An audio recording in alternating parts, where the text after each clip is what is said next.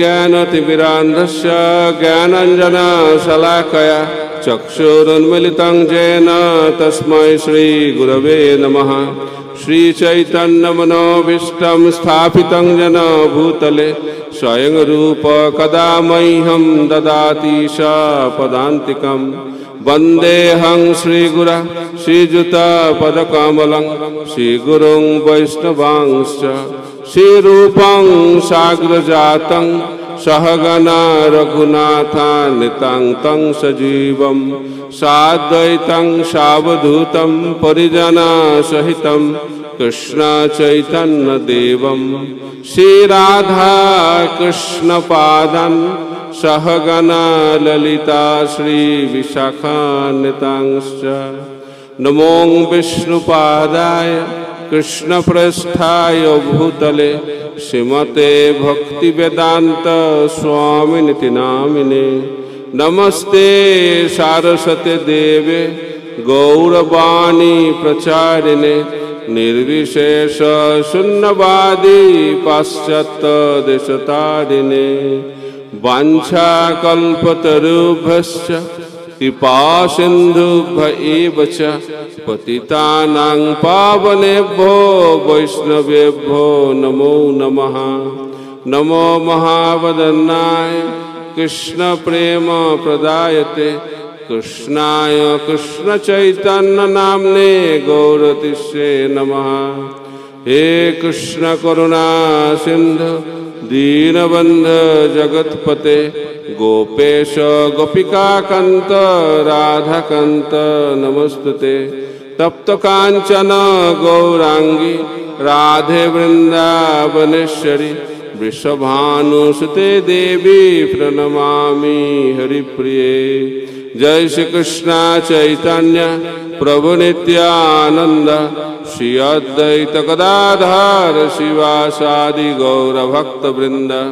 हरे कृष्णा कृष्णा कृष्णा हरे हरे हरे राम राम राम हरे हरे। मुखं करोति वाचालं पंगुं लंघयते गिरिं यत्कृपातमहं वन्दे श्रीगुरुं दीनतारिणं परमानन्दमाधवं श्रीचैतन्य ईश्वरम्। हरे कृष्णा। रामचंद्र भगवान की, रामनवमी महामहोत्सव की, शिल प्रभुपाद की। तो আমরা সকাল বেলায় দুপুর বেলায় কিষ্কিন্ধা কাণ্ডে প্রবেশ করেছি। কিভাবে রাম এবং লক্ষ্মণ দুজনে পৌঁছে গেছেন পম্পা সরোবরের কাছে সুগ্রীবের সাহায্য লাভের জন্য। কারণ রামচন্দ্র ভগবানকে এই পরামর্শ দেয়া হয়েছিল, আপনি যদি সীতাকে খুঁজে বার করতে চান তাহলে সুগ্রীবের সাহায্য অত্যন্ত গুরুত্বপূর্ণ। তো আমরা বালি এবং সুগ্রীব দুই ভাই, তাদের সম্বন্ধে কিছু আলোচনা করছিলাম। তো বালি হচ্ছে খুব শক্তিশালী। কত শক্তিশালী? তো রাবণ এসেছে একবার, তো বালি তখন গায়ত্রী করছিল। তো কি করেছে, গায়ত্রী করছে, ডিস্টার্ব করছে রাবণ। তো বালি রাবণকে ধরে তার বগলের তলায় চেপে ধরেছে। তারপরে গায়ত্রী কমপ্লিট করেছে। তো বালি চারদিকে, ভারতবর্ষের চারদিকে গায়ত্রী করে ফিরে এসেছে। তারপরে বলছে, বলো কি বলতে চাও? তো ভয় পেয়ে গেছে, বাবা কি শক্তিশালী রে বাবা। না, আমি এসেছিলাম আপনার সঙ্গে বন্ধুত্ব করার জন্য। তো সেই থেকে বুঝে গেছে যে রাবণ, বালি কত শক্তিশালী।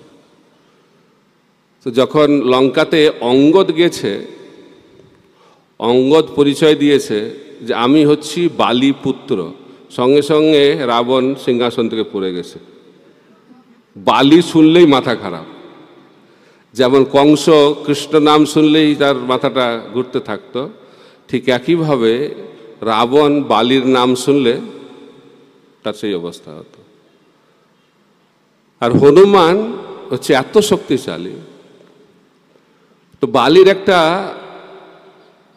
বর প্রাপ্তি হয়েছিল, যে সামনে থেকে যুদ্ধ করবে, যার সামনে, বালির সামনে এসে গেলে তার শক্তির অর্ধেক শক্তি তার কাছে এসে যাবে। কি মারাত্মক!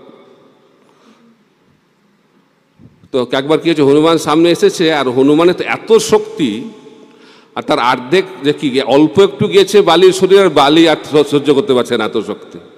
যখন হাই ভোল্টেজ হয়ে যায় না, তখন যা অবস্থা হয়, তো হাই ভোল্টেজ হয়ে গেছে, তখন আবার ডিসকানেক্ট করতে হয়েছে। এটা হচ্ছে হনুমানের শক্তি। যেমন বালি এত শক্তিশালী হলেও ধর্মকে মানে না, নিজের ভাইকে তাড়িয়ে দিয়েছে এবং ভাইয়ের বউকে উপভোগ করছে। তো রাবণ সীতাকে হরণ করে নিয়ে গেছে, তো রামপত্নী, কিন্তু বালি তার নিজের ভাইয়ের পত্নীকে উপভোগ করছে। তো এটা শুনে রামচন্দ্র ভগবান তিনি বললেন সুগ্রীবকে, তো সুগ্রীবের সঙ্গে রাম লক্ষ্মণের সাক্ষাৎকার হয়েছে। প্রথমে হনুমান এসেছে, তো হনুমান এসে পরিচয় দিয়েছে, আমি হচ্ছি সুগ্রীবের সেবক। হনুমান সবসময় নিজের পরিচয় দিতেন না, তিনি সবসময় ওনার প্রভুর পরিচয় দিতেন, তার দাস। এটা শিখতে হবে। আমরা যদি সেবক হতে চাই, সবসময় প্রভুর নাম বলা উচিত। এই জন্য ছিল প্রভুপাদ দীক্ষা দেওয়ার সময় নাম পরিবর্তন করতেন এবং নামের সঙ্গে সঙ্গে আমাদের টাইটেলটাও পরিবর্তন করে দিতেন, ভগবানের নামের সঙ্গে দাস। কারো দীক্ষা হয়েছে কি নাম? রাধা মদন মোহন দাস। তো তার মাধ্যম দিয়ে বুঝতে হবে আমরা হচ্ছি প্রভুর দাস। কিন্তু কলিযুগের প্রভাব তো আমরা সেটাও ভুলে যাই, কারণ সবাই আমাদেরকে প্রভু বলে ডাকে। তো রাধা মদন মোহন দাস, তাকে সবাই রাধা মদন মোহন প্রভু বলে। তো যেটা আমরা বারবার শুনি সেটাতে বিশ্বাস জন্মায়। তো রাধা মদন মোহন দাস বারবার শুনছে, প্রত্যেকটা ভক্ত তাকে বলছে রাধা মদন মোহন প্রভু, রাধা মদন মোহন প্রভু। তো সেই ভক্তটা ভাবছে আমি মনে হয় এখন দাস থেকে প্রভু হয়ে গেছি। কেউ ফোন করেছে, কে বলছেন? আমি রাধা মদন মোহন প্রভু বলছি। অর্থাৎ গুরুদেবের নাম নিজে পরিবর্তন করছে, দ্বিতীয়বার দীক্ষাটি নিজেই দিয়ে দিয়েছেন, দাস থেকে হয়ে গেছেন প্রভু। খুব ভালো লাগছে। তারপরে প্রভু ভাবছেন যে ইস্কনে খালি প্রভু হয়ে কি লাভ? ইস্কনে সব মহাপ্রসাদ, মহাহরিনাম, মহাবিগ বুক, সব কিছু মহা। তা আমি খালি প্রভু হয়ে থাকলে হবে নাকি? আমি মহাপ্রভু হব না? তো সবার মধ্যে ইচ্ছা আমি কিছু একটা হব, দাস থেকে প্রভু, প্রভু থেকে মহাপ্রভু। কিন্তু হনুমানের মনোভাব সম্পূর্ণ উল্টো। তিনি যখন রাম লক্ষ্মণের কাছে এলেন তখন পরিচয় দিলেন আমি হচ্ছি সুগ্রীবের দাস। যখন লঙ্কায় গেলেন পরিচয় দিলেন আমি হচ্ছি রামের দাস। এই পরিচয়, আমরা হচ্ছি ভগবানের দাস, ভক্তের দাস। এই মনোভাবটা যতদিন থাকবে ততদিন আমরা সঠিক মানসিকতা নিয়ে এগিয়ে যেতে পারব। তো রাম লক্ষ্মণ পরিচয় দিয়েছে, লক্ষ্মণ পরিচয় করে দিয়েছে ইনি হচ্ছেন রাম, আমি ওনার ভাই, কি হয়েছে পুরো ঘটনা বলেছে। তো হনুমান তাদেরকে নিয়ে চলে গেছে কার কাছে? সুগ্রীবের কাছে। সুগ্রীব তারপরেও ভয় লাগছে, ওর মনে হয় যদি কিছু হয়। সবসময় মৃত্যু ভয়, বালির চিন্তা, এই মনে হয় বালি এসে গেল। তারপরে দুজনের বন্ধুত্ব স্থাপন হয়েছে, যজ্ঞ হয়েছে। তারা অঙ্গীকার করেছেন যে একে অপরের সহায়তা করার জন্য আমরা বন্ধুত্ব স্বীকার করলাম, রাম এবং সুগ্রীব।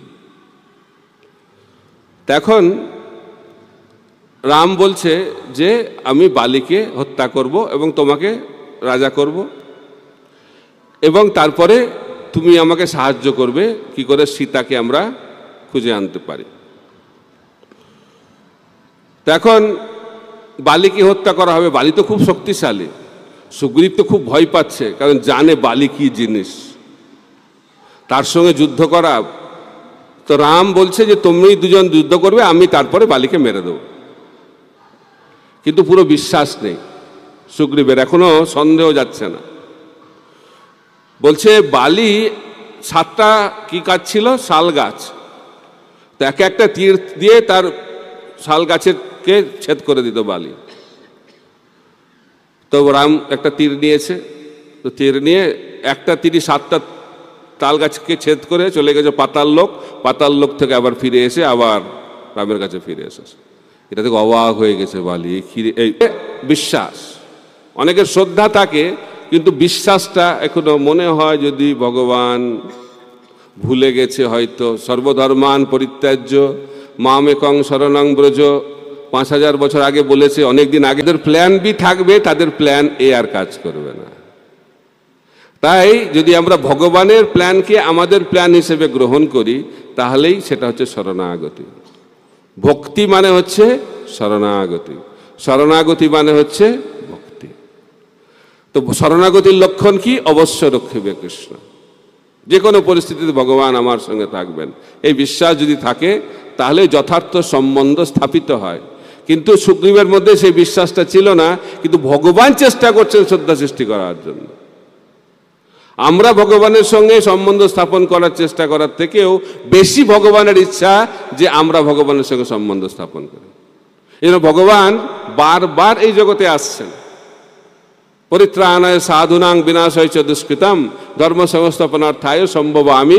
ভগবানকে এই জগতের বেশিরভাগ মানুষ গালি দেয়। আমাদেরকে যদি কেউ গালি দেয় সেখানে আমরা যাব? কখনোই যাব না। যাওয়া তো দূরের কথা, মুখও দেখবো না তার।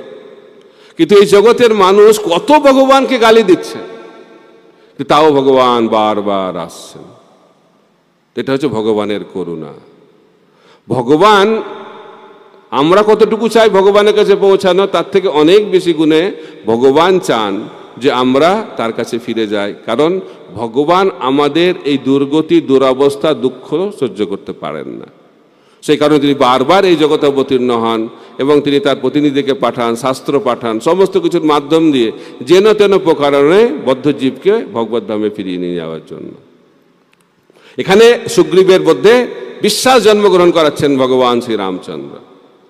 এখন বিশ্বাস হয়ে গেছে, এখন সুগ্রীব রেডি বালির সঙ্গে যুদ্ধ করার জন্য। কারণ গিয়ে হুঙ্কার দিয়েছে বালির সামনে, বালির রাজপ্রাসাদের সামনে গিয়ে। বালি ভাবছে কি হলো রে বাবা, সুগ্রীবের মাথা খারাপ হয়ে গেছে নাকি? সুগ্রীব তো ভয়ে পালায়, বালির নাম শুনলেই তো পালায়। এখন সেই সুগ্রীব এসে আমাকে কি করছে, হিন্দিতে বলে চুনৌতি দিচ্ছে। তো এখন বালি তো একদম সঙ্গে সঙ্গে বেরিয়ে গেছে, খুব রেগে গেছে। আয় দেখছি কি করি তোকে।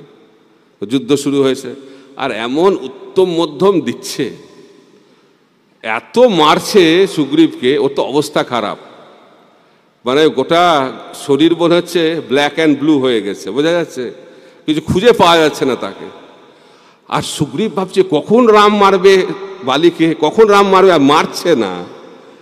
আর তখন রাম কি করছে, ঝোপে লুকিয়ে আছে, তো লুকিয়ে দেখছে কি হচ্ছে, আর হনুমান এবং লক্ষ্মণের সঙ্গে গল্প করছে। কি অবস্থা! এখন সুগ্রীব ভয়ে পালিয়ে এসেছে, ছেড়ে দে মা কেঁদে বাঁচি করে পালিয়ে এসেছে। তো এসে খুব রেগে গেছে, দুঃখ প্রকাশ করছে। আরে আপনাকে বিশ্বাস করে আমি গেলাম বালির কাছে, আর আপনি এইভাবে আমাকে বিপদে ফেললেন, দেখুন আমার কি অবস্থা হয়েছে। তখন রাম বলছে তুমি আমাকে ক্ষমা করো, তোমরা যখন যুদ্ধ করছিলে আমার চিনতে অসুবিধা হচ্ছিল, দুজনকে একই রকম লাগছিল, তা আমি কোনো রিস্ক দিতে চাইলাম না, এমন তীর ছাড়লাম হয়তো বালিকে না বধ করে তোমাকে যদি বধ করে দিতাম তাহলে কি হবে। এই জন্য আমি কি করছি, আমি এইবারে আর বানটা ছাড়লাম না। এইটা নিয়ে আচার্যরা বিরাট ব্যাখ্যা করছে। তো বালি এবং সুগ্রীব একই রকম দেখতে নয়, সহজেই চিনতে পারত রাম, কিন্তু তাও কেন বলছে একই রকম দেখতে? একই রকম দেখতে কারণ তাদের মানসিকতাটা একই রকম, চেতনাটা একই রকম, অহংকার পূর্ণ চেতনা, স্বার্থপূর্ণ চেতনা। তাই বালি এবং সুগ্রীবের মধ্যে কোনো পার্থক্য নেই। যদি পার্থক্য না থাকে তাহলে কি করে বালিকে হত্যা করবে? তখন ভগবান ভাবলেন যে একে একটু দৈন্য করতে হবে। কাকে? সুগ্রীবকে। তো লক্ষ্মণকে বললে একটা মালা তৈরি করো, বলে এই মালাটা পরিয়ে দিলে তাহলে সুগ্রীবকে চেনা যাবে। তো তো লক্ষণ একটা মালা তৈরি করে কাকে দিয়েছে? সুগ্রীবকে। আর সুগ্রীব মাথা নিচু করে মালাটা পরেছে। এই যে মাথা নিচু করলো, তাতেই ভগবান সন্তুষ্ট হয়ে গেল। তাই ভগবান চায় আমরা মাথাটা একটু নিচু করি। সুগ্রীব মানে হচ্ছে মাথা নিচু, সুগ্রীব, যার গ্রীব মানে এটা হচ্ছে খুব সুন্দর। কেন সুন্দর? মাথাটা নিচু করে থাকে। তাই কাদেরকে দেখতে খুব সুন্দর লাগে? যাদের মাথাটা নিচু। কিন্তু এই জগতে যারা সুন্দর তারা মাথাটা নিচু করে এরকম করে। যারা এইভাবে তাকাবে, ভগবান তাদের দিকে তাকাবে না। তাই ভগবান যদি আমাদের দিকে তাকাতে চায়, তাহলে আমাদেরকে কি করতে হবে? মাথাটা নিচু করতে হবে। এই জন্য বলা হচ্ছে শরীরের তপস্যা হচ্ছে মাথা নিচু করে ভগবানকে প্রণাম করা। তাই সাউথ ইন্ডিয়াতে মন্দিরে ইচ্ছা না থাকলেও আপনাকে মাথাটা নিচু করতে হবে, কারণ দরজাটা এত নিচু, যদি মাথা নিচু না করেন মাথায় লাগবে। তো সেই মাথা লাগার ভয়ে মাথাটা নিচু করতে হবে। এটাই ভগবানের হচ্ছে পরিকল্পনা। তো এখানে লক্ষণ যখন মালাটা পরালো, তখন সুগ্রীব মাথা নিচু করে মালাটা গ্রহণ করলেন। বাহ্যিকভাবে রাম দেখালেন যে এখন আমি চিনতে পারবো। আবার গিয়ে হুঙ্কার দিয়েছে, বালি বালি বালি। ভাবছি এখনই তো দিলাম ওকে, আবার এসে গেছে। কোনো লজ্জা নেই, কোনো লজ্জা নেই ওর। কিন্তু বালির পত্নী তারা বুঝতে পেরেছে, বলছে যে সুগ্রীবের এত সাহস, এটা ওর সাহস নয়, পেছনে কেউ আছে। তো দুর্বল ব্যক্তি যখন খুব ক্ষমতা দেখায়, বুঝতে হবে তার পেছনে কেউ আছে। কে বুঝতে পেরেছে? তারা অলরেডি খবর পেয়ে গেছে যে রাম লক্ষণ এখানে ঘোরাঘুরি করছে, আর সুগ্রীবের সঙ্গে বন্ধুত্ব হয়ে গেছে। আর তারা আরো ভালো করে জানেন রাম লক্ষণ কে এবং তাদের শক্তি কি। তখন তারা বালিকে কি করেছে? সাবধান করে দিয়েছে, দয়া করে যেও না, কারণ গেলে আর ফিরে আসবে না। কিন্তু অসুর বুদ্ধি, সুবুদ্ধি নাই তো, এই জন্য সদুপদেশ মাথায় ঢুকবে না। ঠিক যেভাবে রাবণের মাথায় ঢুকলো না। রাবণকে কে সদ্বুদ্ধি দিয়েছিল? মারিচ, মাথায় ঢুকলো না। একই জিনিস হচ্ছে বালি নিজের পত্নী সদ্বুদ্ধি দিচ্ছে, রাবণকেও ওনার পত্নী মন্দাদরী বুদ্ধি দিয়েছে, শুনছে না। তাই আসরিক প্রবৃত্তি পরায়ণ ব্যক্তিরা সদ উপদেশ গ্রহণ করেন না। এখানে দেখা যাচ্ছে যে বালি শুনল না তার স্ত্রীর কথা, পত্নীর কথা। আবার শুরু হয়ে গেছে যুদ্ধ হয়েছে। তো বালি দেখছে এখন মালা পরে চলে এসছে সুগ্রীব। তো অনেক জায়গায় বলছে বালি সঙ্গে সঙ্গে মালাটাকে ছিঁড়ে ফেলেছে। তো এখন যেই যুদ্ধ শুরু হয়েছে, আবার বালি দিতে শুরু করেছে। বালি তো প্রচন্ড শক্তিশালী না, সুগ্রীব ধারে কাছে আসতে পারবে না, এত শক্তি বালির। তো হচ্ছে আবার ওরকম মার খাচ্ছে। আর যখন এইভাবে তুলে সুগ্রীবকে তুলে আছাড় দিয়ে মেরে ফেলবে বালি, যখন এরকম অবস্থা হয়েছে, সঙ্গে সঙ্গে মুহূর্তের মধ্যে একটা তীর এসে বালির হৃদয়কে বিদীর্ণ করে দিল, আর বালি সঙ্গে সঙ্গে ভূমিতে পতিত হয়ে গেল। বুঝতেই পারছে না কেউ, হঠাৎ। তো বালি ভাবছে যে কি আমাকে তীরবিদ্ধ করলো। তো সেই সময় কে তীর মারছে যুদ্ধে, প্রত্যেকটা তীরে নাম লেখা থাকে, এটা কার তীর। তো বালি সেই তীরটাকে বার করে দেখছে যে কার এই তীরটা। তো যখন কিছুটা বার করেছে হৃদয় থেকে, তখন দেখছে সেখানে লেখা আছে রাম নাম। তখন বুঝতে পেরেছে যে এটা হচ্ছে রামের তীর, রাম নাম উচ্চারণ হয়েছে। আর আচার্যরা ব্যাখ্যা করছেন যে আমরা কান দিয়ে রাম নাম শুনে হৃদয়ে পাঠাই, কিন্তু বালি এত ভাগ্যবান, রাম নাম সরাসরি তার হৃদয়ে প্রবেশ করেছে। বোঝা গেল? তো হৃদয়ে যদি রাম নাম ঢুকে যায় তাহলে কি হবে? হৃদয়টা পবিত্র হয়ে যাবে। যখনই দেখেছে যে রাম নাম, সঙ্গে সঙ্গে বালি শান্ত হয়ে গেছে, কারণ বালিও ভক্ত ভাব রয়েছে। তো কিন্তু এখন রাম চলে এসেছে, তো রামকে দেখে বালি এবং রামের কথোপকথন আছে, বিস্তারিতভাবে ব্যাখ্যা করা হচ্ছে। তো বালি বলছে আমি জানতাম, খুব কঠোর বাক্য প্রয়োগ করছে বালি, আমি তো জানতাম আপনি হচ্ছেন ক্ষত্রিয় রাজা, মহান ব্যক্তি, অযোধ্যা থেকে এসেছেন, ভরতের ভাই, অনেক বলছে, অনেক গুণাবলী, কিন্তু আপনি কিভাবে আমাকে এইভাবে লুকিয়ে মারলেন? তা আপনার সম্বন্ধে যে সমস্ত ধারণা ছিল আমার সব ধারণা শেষ হয়ে গেল। তখন রাম বালিকে বোঝাচ্ছে যে ক্ষত্রিয় রাজারা সেই সমস্ত পশুদেরকে হত্যা করে যারা সমাজে উৎপাত তৈরি করে। আর যখন পশুদেরকে হত্যা করে সামনে থেকে হত্যা করে না, পেছন থেকেই করে। পশুদেরকে সামনে থেকে হত্যা করার নিয়ম নেই, পেছন থেকেই মারতে হয়। তুমি একটা পশু, আর তোমার উৎপাতে এখানে অনেক কিছু খারাপ হচ্ছে। তাই রাজা হিসেবে আমার কর্তব্য, ভরত হচ্ছে শহর এবং নগরের রাজা, আর তার যে জঙ্গল রয়েছে বনের রাজা হচ্ছে আমি, তার প্রতিনিধি হিসেবে আমি তোমাকে হত্যা করেছি, এতে কোনো অধর্ম নেই। এইভাবে রামচন্দ্র বোঝাচ্ছেন বালিকে। তো এই প্রশ্ন বালি কেন করেছে? কারণ ভবিষ্যতে প্রশ্ন করবে রামকে, আপনি এত বড় ব্যক্তিত্ব হয়ে, আপনি তো ভগবান, আপনি তো ক্ষত্রিয় রাজা, আপনি তো ধর্মের প্রতিমূর্তি, আপনি কিভাবে পিছন থেকে লুকিয়ে লুকিয়ে বালিকে হত্যা করলেন? তা আচার্যরা অনেক কারণ ব্যাখ্যা দিয়েছেন, অনেক কারণ পেছন থেকে কেন বালিকে মারা হয়েছিল। 4টে কারণ আমি বলব। 1 নম্বর কারণ, আমরা কিছুক্ষণ আগেই শুনলাম যে বালির একটা বর ছিল যে সামনে গেলেই, যে সামনে আসবে তার অর্ধেক শক্তি তার কাছে এসে যাবে। তো রাম ভাবছে যদি আমি তার সামনে যাই, আমি তো ভগবান, আমার শক্তি অনন্ত, আর সেই শক্তি যদি তার মধ্যে প্রবেশ করে তার শরীর সেখানেই ভস্মীভূত হয়ে যাবে। তো বালি হচ্ছে একজন মহান ব্যক্তিত্ব, আমি চাই না তার মৃত্যু এইভাবে হোক, এত নিচুভাবে। তাই বালিকে সম্মান প্রদান করার জন্য রামচন্দ্র ভগবান বালির সামনে গেলেন না।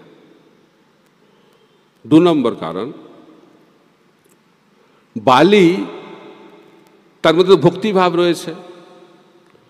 তো রাম ভাবলেন আমি যদি সামনে চলে যাই তাহলে বালি আমাকে দেখে তার মন পরিবর্তন করতে পারে এবং আমার চরণে শরণাগত হতে পারে। আর রামচন্দ্র ভগবান কথা দিয়েছেন যে আমার চরণে শরণাগত হয় তাকে আমি সবসময় কি আশ্রয় প্রদান করি। এটা হচ্ছে ক্ষত্রিয়ের ধর্ম, ভগবানের তো কথা বাদ দিন। ক্ষত্রিয় রাজা যারা যথার্থ রাজা, তাদের কাছে কোনো দুর্বল ব্যক্তি এসে যদি শরণাগত হয় তাকে আশ্রয় দেওয়া হচ্ছে রাজার ধর্ম। যারা দুর্বল তাদেরকে নিপীড়ন করা, অত্যাচার করা ক্ষত্রিয় ধর্ম নয়। ক্ষত্রিয় কাদের সঙ্গে যুদ্ধ করে? সমানে সমানে যুদ্ধ হয়। তো সেটা জানে রামচন্দ্র ভগবান। তো তিনি ভাবছেন যদি আমি সামনে যাই, যদি আমার চরণে শরণাগত হয় তাহলে আমি তো হত্যা করতে পারবো না। কিন্তু সে তো তার ভাতৃপুত্রকে অপহরণ করেছে, তাকে তো হত্যা করা আমার কর্তব্য, তা আমি তার সামনে যেতে পারবো না। কারণ সামনে চলে গেলে আমি সেই ধর্মটাকে পালন করতে পারবো না। কারণ আমি অলরেডি কথা দিয়েছি যে আমার চরণে শরণাগত হয় তাকে আমি আশ্রয় প্রদান করি। 3 নম্বর কারণ, তিনি ভাবলেন যদি আমি চলে যাই সামনে তাহলে তো বালি বুঝতে পারবে যে আমার এখন অবস্থা খারাপ। তো সঙ্গে সঙ্গে সে খবর দিয়ে দেবে যে সুগ্রীবের যে পত্নী রুমা তাকে লুকিয়ে দেবে যাতে কেউ খুঁজে না পায়। তাই রামচন্দ্র চাইলেন না যে সীতার মতো অবস্থা হোক রুমার, কারণ তিনি কত দুঃখ পাচ্ছেন যে কিভাবে সীতা অপহরণ হয়ে গেল, কোথায় আছে সীতা জানে না। তো একই অবস্থা হবে সুগ্রীবের, রুমাকে লুকিয়ে দেবে বালি। তো সেই কারণে রামচন্দ্র ভগবান বালির সামনে গেলেন না। 4র্থ কারণ, রামচন্দ্র ভগবান ভাবলেন আমি যদি বালির কাছে যাই সামনে তাহলে বালির তো হাজার হাজার বানর সেনা, তাদের তো কোনো বিশেষ দোষ নেই, কিন্তু বালির নির্দেশে তারা আমার সঙ্গে যুদ্ধ করতে আসবে, আর আমাকে বাধ্য হতে হবে এই সমস্ত বানর সেনাকে হত্যা করার জন্য। তা আমি চাই না এই সমস্ত বানর সেনাকে আমি হত্যা করি, সেই জন্য আমি পিছন থেকে বালিকে হত্যা করলাম। তো এইভাবে আচার্যরা খুব সুন্দরভাবে ব্যাখ্যা করছেন কিভাবে বালিকে পিছন থেকে হত্যা করা সব দিক থেকেই হচ্ছে এটা সঠিক। কিন্তু যারা জানে না তারা এটা বুঝতে পারে না, এই জন্য আচার্যরা আমাদেরকে বুঝিয়ে দিচ্ছেন।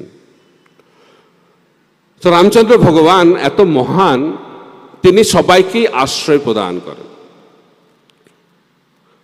তো বিভীষণ যুদ্ধের সময়, যেহেতু আমরা যুদ্ধকাণ্ড নিয়ে আলোচনা করার সময় পাবো না, তো বিভীষণ এসে গেছেন রামচন্দ্র ভগবানের কাছে আশ্রয় গ্রহণ করার জন্য।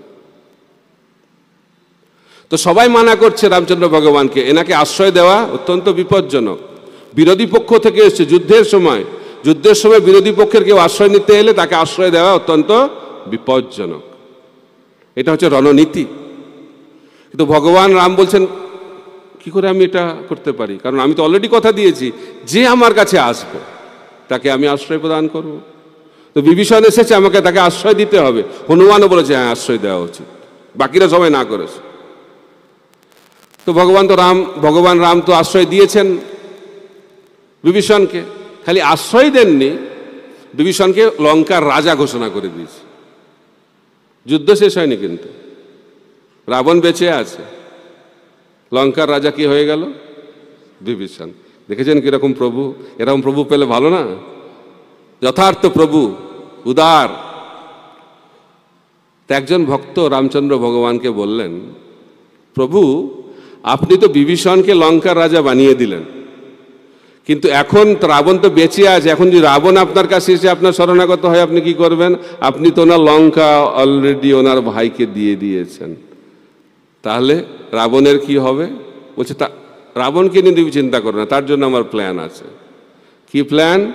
আমি অযোধ্যা রাবণকে দিয়ে দেব। বাবা, এ কি রে বাবা!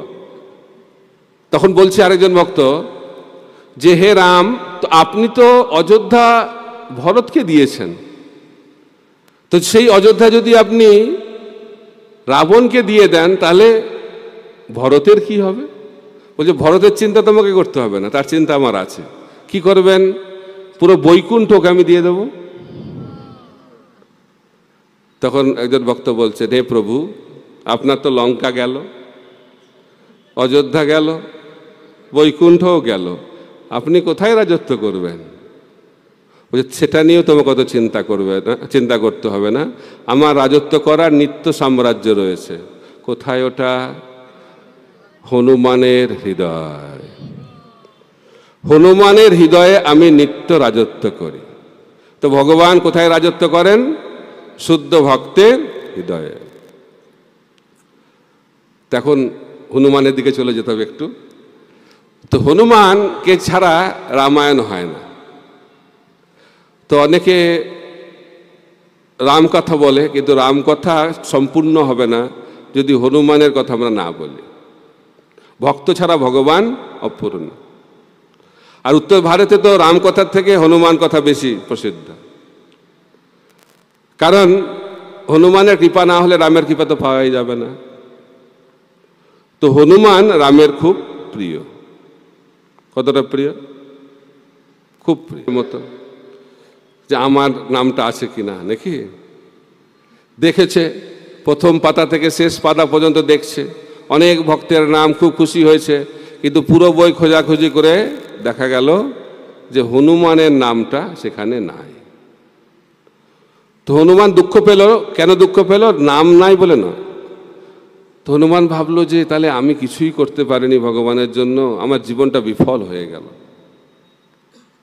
যারা যত বেশি করে তারা ভাবে আমার দ্বারা কিছু হচ্ছে না, যাদের কিছু করে না তারা ভাবে অনেক কিছু করেছি, লিস্ট তৈরি করে, আমি এটা করেছি, ওটা করেছি, এটা করেছি, ওটা করেছি। যারা লিস্ট করবে তাদের ভগবানের লিস্টে তাদের নাম থাকবে না। এই জন্য আমাদের লিস্টটাকে বন্ধ করতে হবে। যদি ভগবানের লিস্টে আমাদের নামটা ঢোকাতে হয় তাহলে আমাদের লিস্টটা বন্ধ করতে হবে। তো হনুমান একটু দুঃখ পেয়েছে। তো হনুমান এই দুঃখ ভাবটা প্রকাশ পেয়ে যাচ্ছে মুখের মধ্যে। তো রামচন্দ্র ভগবান বলছে কি হয়েছে? বলছে না না ঠিক আছে। ভক্তদের এটা আর একটা ব্যাপার, সব কিছু ঠিক না থাকলেও বলবে সব ঠিক আছে, সব ঠিক আছে। বলছে না না কিছু তো হয়েছে, কিছু তো হয়েছে। তখন হনুমান বুঝিয়ে বলেছে যে কি হয়েছে। তো রামচন্দ্র বলছে কোন বইটা তুমি দেখেছো? বলছে কোন বইটা? একটাই তো বই শুনেছি। বলছে না না, ওটা হচ্ছে পার্ট 1। পার্ট 2টা দেখেছো তুমি? বলছে পার্ট 2 তো শুনিনি, দেখবো কি? বলছে পার্ট 2টা দেখো। তো বলে রামচন্দ্র ভগবান হচ্ছে পার্ট 1-এ সেই সমস্ত ভক্তের নাম লিখেছি যারা আমার কথা চিন্তা করে, রাম বলছে। আর পার্ট 2-তে আমি সেই সমস্ত ভক্তদের নাম লিখেছি যার কথা আমি চিন্তা করি। তো হনুমান একটু আশার আলোক দেখেছে, তো গিয়েছে দ্বিতীয় বইটা দেখতে, পার্ট 2। প্রথম পাতা থেকে শেষ পাতা খুঁজেই যাচ্ছে, দেখছে একটাই খালি নাম, সেই নামটা হচ্ছে হনুমান, আর কোনো নাম নেই। কি নাম? হনুমান। তাই ভক্তরা ভগবান রামের, সেটা আপনাদেরকে জানতে হবে। কারণ হনুমান হচ্ছেন একজন মহান সেবক, আর মহান সেবক মানে তিনি হচ্ছেন দৈন্যতা চূড়ামণি। তো হনুমান তো হচ্ছে প্রধান, এই রাম লীলাতে প্রধান নায়ক। লঙ্কায় যুদ্ধে প্রধান নায়ককে হনুমান। এখন হনুমান এত বড় কাজ করার পরেও যখন দাপর যুগে কৃষ্ণচন্দ্র ভগবান আবির্ভূত হলেন, তখন হনুমানের স্থান কোথায় হলো? অর্জুনের রথের পতাকা। নায়ক হয়ে গেল দর্শক, হিরো হয়ে গেল জিরো। হনুমান কি কমপ্লেন করলো ভগবানের কাছে? অভিযোগ, এটা কি ধরনের বিচার? আমি এত কিছু করলাম আপনার জন্য ত্রেতা যুগে, দাপর যুগে, এই ফল। এত কিছু করার পরেও আপনি আমাকে পতাকা বানিয়ে দিলেন, দর্শক বানিয়ে দিলেন, জিরো বানিয়ে দিলেন। এরকম বলছে কি? না, হনুমান হিরো হতে চান না, জিরো হতে চান না। হনুমান নায়কও হতে চান না, দর্শকও হতে চান না। হনুমান কি চান? ভগবান রামচন্দ্র যেটা চান সেটাই তিনি চান। তার নিজের কিছু চাওয়া পাওয়া নেই। এটা হচ্ছে শুদ্ধ ভক্তের লক্ষণ। অন্নাভিলাষিতা শূন্যম, নিজের কোনো অভিলাষ থাকবে না। একটাই অভিলাষ, যেটা ভগবানকে সন্তুষ্ট করবে, সেটাই হচ্ছে আমার ইচ্ছা। তো তিনি যদি আমাকে হিরো বানাতে চান, হিরো হব। যদি আমাকে জিরো বানাতে চান, জিরো হব। যদি পতাকা বানাতে চান, পতাকা হব। যা বানাতে চান ভগবান শ্রীরাম, আমি সেটাই হতে চাই, কোনো অসুবিধা নেই। তাই ছোট হতে শিখতে হবে। যারা ছোট হয় তারাই বড় হতে পারে, যারা নিচে থাকে তারা উপরে যায়। একবার একটা রাজা, নাস্তিক রাজা, জিজ্ঞেস করছে তার মন্ত্রীদেরকে, তোমরা তো ভগবানকে মানো, আমি তো ভগবানকে মানি না, তোমরা ভগবানকে মানো, তো জানো কি ভগবান সারাদিন কি করে? সারাদিন ভগবানের কি কাজ, ডেইলি শিডিউলটা আমাকে জানাও তো। বজ্রপাত হয়ে গেছে, ভগবানকে মানি কিন্তু ভগবান সারাদিন কি করে জানি না, তো আমি কি করি সেটা জানি, কিন্তু ভগবান সারাদিন কি করে আমি তো জানি না। এখন রাজা প্রশ্ন করেছে, উত্তর না দিলে তো গর্দান যাবে, কি হবে এখন? খুব চিন্তা, খুব চিন্তা। তো একটা বাচ্চা ছেলে ছিল, সে বলছে আমি এই প্রশ্নের উত্তর দিয়ে দেবো। বলছে বাহ, অনেক সময় বাচ্চারা আমাদেরকে বাঁচায়, বোঝা গেল? অনেক সময় বাচ্চাদের বুদ্ধি আমাদের থেকে বেশি হয়ে যায়। এখন বাচ্চাটা বলছে আমি উত্তর দেবো এই প্রশ্নের। তো রাজা বলছে ঠিক আছে বলো। তো রাজা উঁচু সিংহাসনে বসে আছে, অনেক উঁচুতে বসে আছে। তো সেই বাচ্চাটি বলছে আপনি নিচে নেমে আসুন। ক্ষমতা দেখেছেন? রাজাকে বলছে আপনি উপর থেকে নিচে নামুন। বাচ্চা বলছে তার কিছু বলতেও পারছে না, রাজা হলেও কিছু বলা যাচ্ছে না, সুর করে নিচে নেমে গেছে। আর যখন রাজা নিচে নেমেছে, বাচ্চাটা উপরে গিয়ে সিংহাসনে বসে গেছে। কিরকম হবে চিন্তা করুন তো। বলছে দিব্য জ্ঞান উপর থেকে নিচে আসে। তো বলছে ঠিক আছে উপর থেকে নিচে আছে, কিন্তু তুমি বলো, এই প্রশ্নের উত্তরটা দাও, রাজা প্রতিদিন কি করে, না ভগবান সারাদিন কি করে? তো বলছে বাচ্চাটা রাজাকে, ভগবান এই সারাদিন করে। কি করে? এই যে এইটাই করে। কিন্তু রাজার মাথায় তো ঢুকছে না কি করে। তখন বুঝিয়ে বলছে আমাদের ভগবান সারাদিন এই কার্যটাই করে। কি কাজ? যারা নিচে থাকে তাদেরকে উপরে ওঠায়, আর যারা উপরে থাকে তাদেরকে নিচে নামায়। এটা হচ্ছে ভগবানের কাজ। তো কারা উপরে যেতে চান? উপরে যেতে চান না, উপরে যেতে হলে নিচে থাকতে হবে। তাই মহাপ্রভু শেখাচ্ছেন ত্রিনাদপি সুনিচ্ছেন। তাই আমরা যদি নিচে থাকি তাহলে আমরা ভগবত ধামে যেতে পারো। আর যদি আমরা উপরে উঠতে চাই, কিছুটা তো উঠবো, তারপরে সাপ সিঁড়ি খেলা রয়েছে, কখন যে সাপ গিলে ফেলবে ব্যাস সঙ্গে সঙ্গে নিচে চলে আসে। এই জন্য কবু স্বর্গে কবু নরকে, এই আমাদের যে ভ্রমণ চলতে থাকবে। ব্রহ্মাণ্ড ভূমিতে কোনো ভাগ্যবান জীব গুরু কৃষ্ণ প্রসাদে পায় ভক্তিলতা বীজ। তো হনুমানের মধ্যে এই ধরনের কোনো বাসনা নেই। ভগবান যেটা চান তিনি সেটা করতেই প্রস্তুত। তো হনুমান কে? হনুমান একজন মহান ব্যক্তিত্ব, রাম ভক্ত। আমরা প্রথম দিন আলোচনা করছিলাম কিভাবে যে দিব্য পায়েসের পাত্র থেকে একটা অংশ কিছুটা একটা বাজ পাখি নিয়ে কাকে দিয়েছে? অঞ্জনাকে দিয়েছে, হনুমানের মাকে। আর সেটা গ্রহণ করে অঞ্জনা গর্ভবতী হয়েছে। এই জন্য অঞ্জনার পুত্র হিসেবে তার নাম হচ্ছে অঞ্জনেয়। রাম ভক্ত হনুমান। তো আপনারা জানেন বিশেষ একটা লীলাতে শিব মোহিনী মূর্তি দর্শন করে বীর্যপাত হয়েছে। সে বীর্যকে ধারণ করেছেন কে? পবনদেব। সেই বীর্যটাকে নিয়ে তিনি কাকে দিয়েছেন? অঞ্জনাকে দিয়েছেন, এবং সেটার মাধ্যম দিয়ে অঞ্জনা গর্ভবতী হয়েছে। তো সেই কারণে হনুমান হচ্ছে শিবপুত্র। আর যেহেতু বায়ু সেটা নিয়ে গেছিলেন, সেই কারণে হনুমানকে বলা হয় বায়ুপুত্র, পবনপুত্র হনুমান। অসীম শক্তি, অসীম শক্তি, কিন্তু খুব সরল। হনুমানের এত মহান কার্য করার পরেও তার সরলতা নষ্ট হয়নি। কতটা সরল? কারণ রামচন্দ্র ভগবান সীতাকে খুব ভালোবাসেন এবং হনুমান সেটা ভালোভাবে জানেন। তাই হনুমানের ইচ্ছা সীতাদেবী কি করেন যে রামচন্দ্র ওনাকে এত ভালোবাসে। ঘুর ঘুর ঘুর ঘুর করছে সীতার পেছনে পেছনে। তো হনুমান তো ব্রহ্মচারী, মাতাজি ভাবছে কি ব্যাপার, এই ব্রহ্মচারী আমার পেছনে ঘুরঘুর করছে কেন, হনুমান আমার পেছনে ঘুরঘুর করছে কেন, আর তাকিয়ে আছে এইভাবে। আর সীতাদেবী তখন সিঁথিতে সিঁদুর পড়ছিল, সেটা দেখে হনুমান জিজ্ঞেস করছে এটা কি করছেন আপনি? আপনি সিঁথিতে সিঁদুর দিচ্ছেন কেন? বলছে সিঁথিতে সিঁদুর দিলে রামচন্দ্র ভগবান খুব খুশি হন। তো হনুমান ভাবছে এইটুকু সিঁদুর দিলে যদি ভগবান খুশি হয়ে যায়, তাহলে আমি যদি গোটা শরীরটাকে সিঁদুর দিয়ে ভর্তি করে দিই তাহলে তো ভগবান কত খুশি হবেন। তো কি করেছে হনুমান? গোটা শরীরটাকে সিঁদুর দিয়ে ভর্তি করে দিয়েছে, আর লাল হয়ে চলে এসেছে ভগবানের কাছে। আর ভগবান সবাই হাসছে আর বলছে এই মেয়েটা হয়েছে। এই জন্য দেখবেন হনুমানকে সিঁদুর দিয়ে সাজানো হয়, কারণ এটা হচ্ছে হনুমানের সরলতা। এখন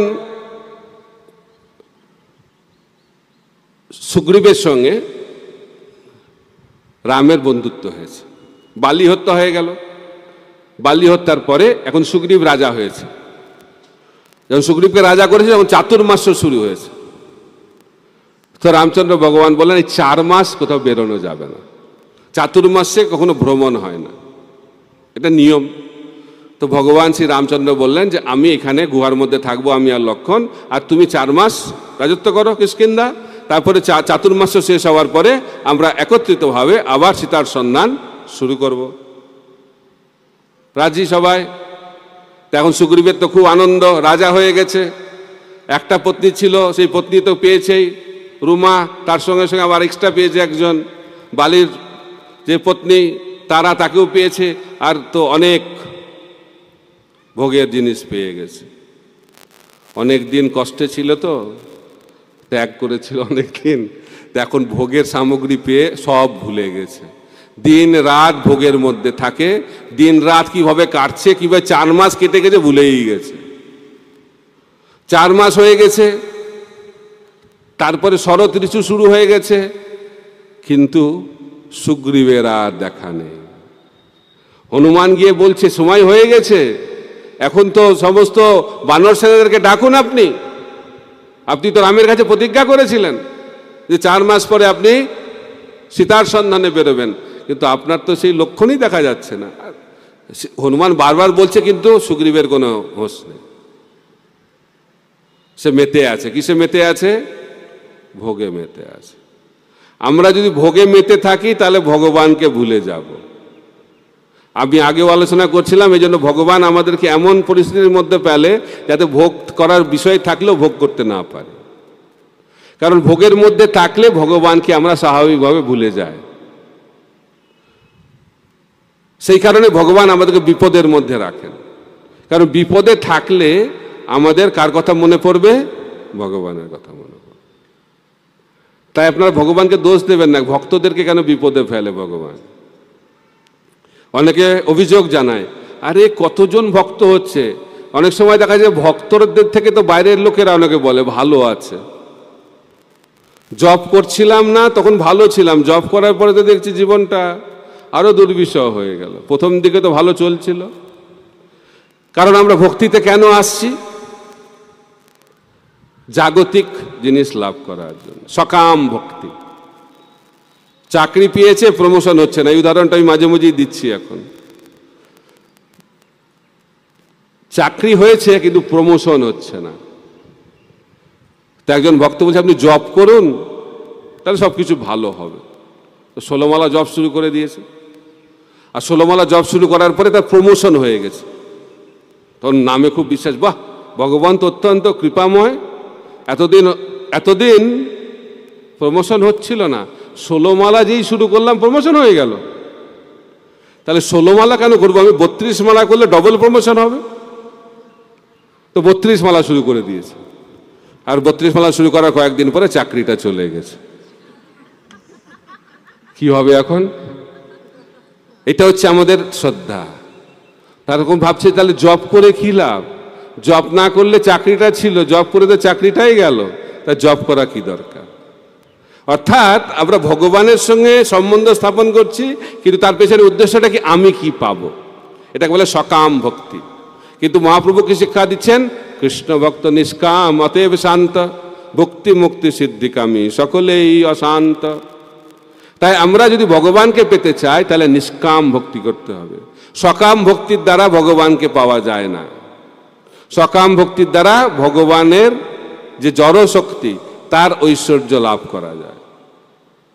আমরা ঊর্ধ্বলোকে যেতে পারবো, কিন্তু ভগবানকে লাভ করতে পারবো না, আর ভগবানের প্রেম ভক্তি লাভ করতে পারবো না। ভগবানের প্রেম ভক্তি লাভ করতে গেলে নিষ্কাম ভক্তি করতে হবে। আর আমাদের মনটা সবসময় অশান্ত কেন? ভক্তি মুক্তি সিদ্ধিকামী সকলেই অশান্ত। যার হৃদয়ে জড় কামনা বাসনা রয়েছে তার মনটা সবসময় অশান্ত থাকবে। তাই যারা সকাম ভক্ত তাদের মনটাও সবসময় অশান্ত, কিন্তু যারা নিষ্কাম ভক্ত তাদের হৃদয়টা সবসময় শান্ত। আর যাদের হৃদয়টা শান্ত তারাই কৃষ্ণ ভক্তি লাভ করতে পারবে। কিন্তু সুগ্রীব ভুলে গেছে। কেন ভুলে গেছে? অসৎসঙ্গ।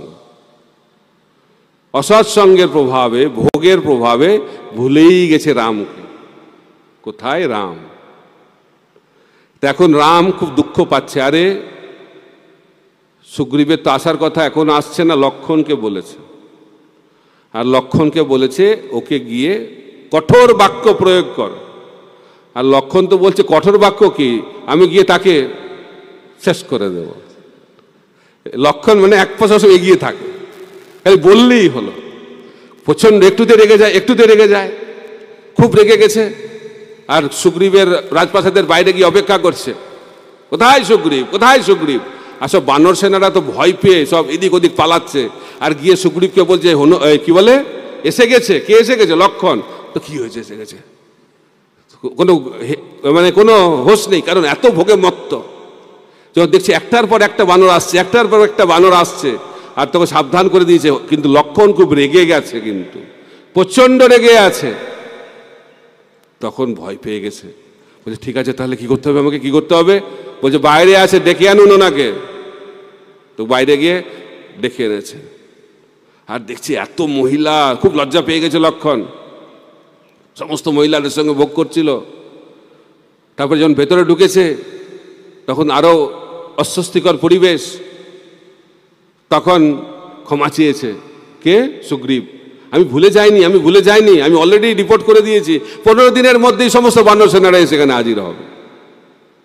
তাই আমরা যখন ভোগে মত্ত হই তখন গুরু এসে আমাদেরকে জাগায়। এই জন্য বৈষ্ণব সঙ্গে থাকলে, ভোগের প্রবণতা থাকলেও আমরা ভোগ থেকে দূরে থাকবো। এই জন্য বলা যায় সাধু সঙ্গ সর্বশাস্ত্রে কয়, লবমাত্র সাধু সঙ্গে সর্বসিদ্ধি হয়। সাধুদের থেকে দূরে থাকলেই ভোগের দিকে আকর্ষণ হবে। একা একা থাকলে ভক্তি হয় না। কিভাবে ভক্তি হবে? ভক্ত সঙ্গে থাকতে হবে। প্রভুপাদ বলছেন ভক্ত সঙ্গ করব না আর ভগবানকে প্রাপ্ত হব, এটা অলিক কল্পনা মাত্র, আকাশ কুসুম চিন্তা। তাই ভক্ত সঙ্গ ছাড়া ভগবানকে পাওয়া যায় না। ভগবান বলছেন নাহং তিষ্ঠামি বৈকুণ্ঠে যোগিনামিত শিবা তত্ত্ব তিষ্ঠামি নারদ যত্র গায়ন্তী মদভক্তা। তো ভগবান বলছেন আমি বৈকুণ্ঠে থাকি না, যোগীদের হৃদয়েও থাকি না। আমি কোথায় থাকি? যেখানে আমার ভক্তরা আমার গুণকীর্তন করে। ধ্রুব মহারাজের সামনে ভগবান আবির্ভূত হয়েছেন। ভগবান জিজ্ঞেস করছেন কি বর চাও? বলছে আমি এই বর চাই যাতে আমি ভক্তর সঙ্গে আপনার গুণকীর্তন করতে পারি। তো ভগবানকে দর্শন করার থেকে বেশি গুরুত্বপূর্ণ হচ্ছে ভক্ত সঙ্গে ভগবানের গুণকীর্তন। এবং ধ্রুব মহারাজ জেনেছিলেন যে আমি ভগবানকে দর্শন করতে পারলাম কেন? নারদ মুনির কৃপাতে। আমার তপস্যার জন্যই ভগবানকে দর্শন করতে পারিনি। পৃথিবীতে অনেকেই তপস্যা করে, কিন্তু আমি তপস্যা করে ভগবানকে পেলাম কেন? কারণ নারদ মুনির কৃপা রয়েছে। তাই তপস্যার দ্বারা ভগবানকে পাওয়া যায় না, শুদ্ধ ভক্তের কৃপার মাধ্যম দিয়ে ভগবানকে পাওয়া যায়। এই জন্য লক্ষণ এখানে আদর্শ গুরু হিসেবে কাজ করছেন। তিনি এসে তার ভগবানের যে ভক্ত তাকে মনে করিয়ে দিচ্ছেন তার কর্তব্যটা কি, আর ভক্তের কর্তব্যটা কি? ভগবানের সেবা। ভক্ত মানে হচ্ছে ভগবানের সেবায় যিনি যুক্ত থাকেন। আমি ভক্ত কিন্তু কিচ্ছু করি না, সেবা টেবা করি না। দীক্ষা হয়ে গেছে তখন তো আরো সেবা করি না। দীক্ষার আগে একটু সেবা করতাম, এখন তো দীক্ষা হয়ে গেছে আর সেবা করে কি লাভ? আমার তো দীক্ষা হয়ে গেছে, আমি তো শিওর ভগবত ধামে যাব। কেন? দীক্ষা হয়ে গেছে। একবার এরকম এক ধরনের ভক্ত যাচ্ছে ট্রেনে, সেই ট্রেনে একজন সন্ন্যাসীর মহারাজ যাচ্ছেন। তো মহারাজ দেখেছে যে ভক্তের মতোই লাগছে, বলছে ও আপনি তো ভক্ত, আপনি কি মঙ্গলারতি করেন? বলছে আমার দীক্ষা হয়ে গেছে। বলছে আপনি কি ভগবানের নাম জপ করেন? আমার দীক্ষা হয়ে গেছে। বলছে আপনি কি গীতা ভাগবত পড়েন? আমার দীক্ষা হয়ে গেছে। তো মহারাজ ভাবছে মাথায় গন্ডগোল আছে নাকি। বলছে আপনি আমার প্রশ্ন বুঝতে পারছেন? বলছে হ্যাঁ ঠিকঠাক বুঝতে পারছি। তো এরকম উত্তর দিচ্ছেন কেন? বলছে সঠিক উত্তর দিচ্ছি তো, আদর্শ প্রশ্ন আদর্শ উত্তর। বলছে আমি তো প্রশ্ন করছি একটার পর একটা, কিন্তু উত্তর তো আপনার একটাই, দীক্ষা হয়ে গেছে। বলছে এটাই তো আদর্শ উত্তর। বলছে দেখুন মহারাজ আপনাকে তো মিথ্যা কথা বলা যাবে না। আমাকে যদি জপই করতে হবে, আমাকে যদি মঙ্গলারতি করতে হবে, আমাকে যদি গীতা ভাগবতই পড়তে হবে, তাহলে দীক্ষাটা কেন নিলাম? এগুলো তো গুরুদেব করবে, আমি দীক্ষা নিয়েছি, আমার কাজ হয়ে গেছে, আর বাকি কাজ তো গুরুদেবের। গুরুদেব আমাকে ভগবত ধামে নিয়ে চলে যাবেন, এই যদি ধারণা থাকে তাহলে তো এখানেই থাকতে হবে। গুরুদেবের জপটা তো গুরুদেবকেই করতে হয়, আর আপনার জপটা আপনাকেই করতে হবে। গুরুদেব আপনার জপটা করে দেবেন না। তাই আমাদেরকে আমাদের কার্য করে যেতে হবে। গুরুদেব আমাদেরকে পথ দেখাবেন। গুরু মহারাজ বলছিলেন একবার, গুরুদেব হচ্ছে লিড বার্ড, অর্থাৎ তিনি হচ্ছেন একটা পাখি যিনি নেতৃত্ব দিচ্ছেন, আর শিষ্যরা হচ্ছে সেই পাখির দল। তো সেই পাখি আমাদেরকে পথ দেখাবেন কিভাবে আকাশ পথে বিচরণ করতে হয়। কিন্তু উঠতে হবে কাকে? আমাকেই উঠতে হবে। ঠিক একইভাবে ভগবত ধামে যেতে গেলে আমাদেরকেই ভক্তি করতে হবে, কিন্তু গুরুদেব দেখিয়ে দেবেন কি করে ভক্তি করতে হয়। আমরা যদি গুরুদেবের কথা শুনে চলি এবং সেই পথে চলি, তাহলে আমরা ভগবত ধামে পৌঁছে যাব। এটা হচ্ছে গুরুদেবের কাজ। তাই লক্ষণ একজন আদর্শ গুরু হিসেবে সুগ্রীবকে মনে করিয়ে দিলেন যে তোমার যে দায়িত্ব কর্তব্য সেটা আবার শুরু করো। এখন সুগ্রীব তো তার সেবা শুরু করেছে, বিভিন্ন দিকে চলে গেছে বানরেরা। এখন কোন দিকে যাবে? দক্ষিণ দিকে যাবে। তো দক্ষিণ দিকে যদি যেতে হয় তাহলে সমুদ্র পার হতে হবে। সমুদ্রের ওপারে একটি জায়গা রয়েছে, সেটা হচ্ছে লঙ্কা। এখন শুরু হচ্ছে সুন্দরকাণ্ড, ঠিক আছে? সুন্দরকাণ্ড অল্প কয়েকদিনের জন্য হয়েছিল, কিন্তু সেটা একটা অত্যন্ত গুরুত্বপূর্ণ কাণ্ড রামায়ণ। এখন যাবে তো কিভাবে যাবে? কারণ 100 যোজন চওড়া সেই সমুদ্র। 100 যোজন মানে কত? 800 মাইল। তো এখন কেউ তো অত দূরে ঝাঁপিয়ে যেতে পারছে না, সবাই বলছে আমি এতটুকু পারবো, আমি এতটুকু পারবো। তো শেষে কেউ তো আর যেতে পারছে না, তো কি করে হবে? তখন জাম্ববান হনুমানকে মনে করিয়ে দিয়েছে, কারণ হনুমান অভিশাপপ্রাপ্ত হয়েছিল যে তার যে ক্ষমতা সে ভুলে যাবে। যদি কেউ আবার মনে করিয়ে দেয় তাহলে তার আবার মনে পড়বে, না হলে তার ক্ষমতা তার মনে পড়বে না। তো জাম্ববান সেটা জানে। তাই আমাদের জীবনে ক্ষমতা থাকলেও বরিষ্ঠ ভক্ত যদি কৃপা না থাকে তাহলে আমরা সেটা করতে পারি না। আমাদেরকে মনে করিয়ে দেয়, আমাদের শক্তিকে কে মনে করিয়ে দেয়? আমাদের গুরুজনেরা। তো জাম্ববান হনুমানকে মনে করিয়ে দিচ্ছে। কি মনে করিয়ে দিচ্ছে? যে হনুমান, তোমার অনেক শক্তি, তোমার অনেক শক্তি, তুমি পার হতে পারবে। এটা শোনার সঙ্গে সঙ্গে হনুমানের শক্তি আবার ফিরে এসেছে। তো হনুমান যাবে, কোথায় যাবে? লঙ্কায় যাবে। উদ্দেশ্যটা কি? উদ্দেশ্যটা হচ্ছে সীতার সন্ধান।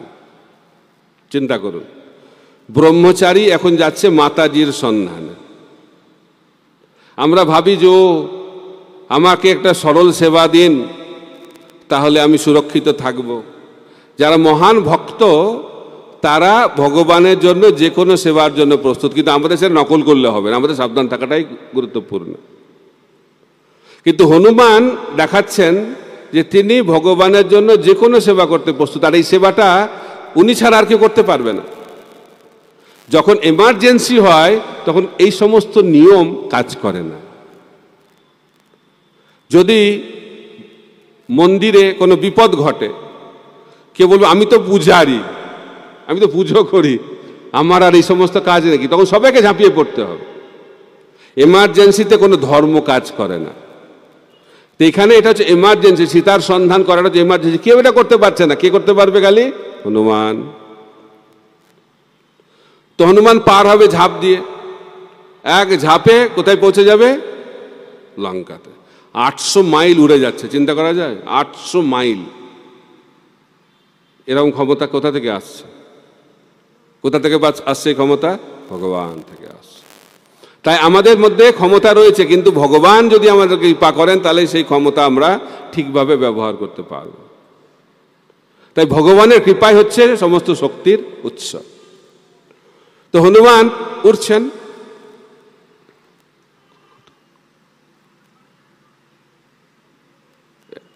সাড়ে ছটা, তার আগে একটু গ্যাপ হবে তো নাকি?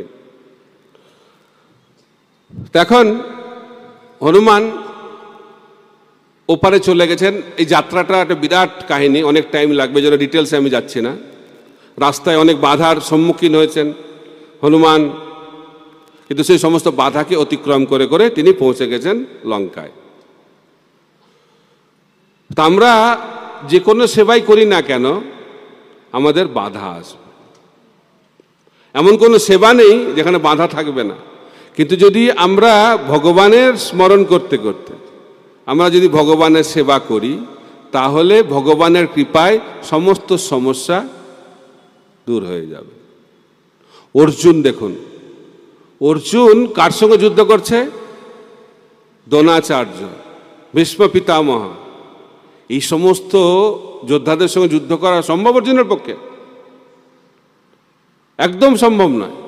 কিন্তু তিনি খালি তো যুদ্ধ করলেন না, এই সমস্ত যোদ্ধাদেরকে তিনি পরাস্ত করে কুরুক্ষেত্র যুদ্ধে জয়লাভ করলেন। তার কারণটাকে? তার কারণটা হচ্ছে ভগবান। যত্র যোগেশ্বর কৃষ্ণ যত্র পার্থ ধনুর্ধর তত্র শ্রী বিজয়ের বোধি ধ্রুবা নীতির মতির মমঃ। যেখানে ভগবান এবং ভগবানের ভক্তের আশীর্বাদ রয়েছে সেখানে জয় হবেই। তো সেই বিশ্বাস নিয়ে যদি আমরা সেবা করি তাহলে অবশ্যই আমরা জয়লাভ করব। তাই হনুমান তিনি ক্রেডিট দিচ্ছেন না আমি কত শক্তিশালী, তিনি ভগবানের উপর নির্ভরশীল হয়ে সেবা শুরু করেছেন এবং 100 যোজন লাফিয়ে তিনি লঙ্কায় প্রবেশ করেছেন। তারপরে লঙ্কায় প্রবেশ করে হনুমান কি করছেন তার বর্ণনা একটু পরে আবার আমরা শুরু করব। হরে কৃষ্ণ।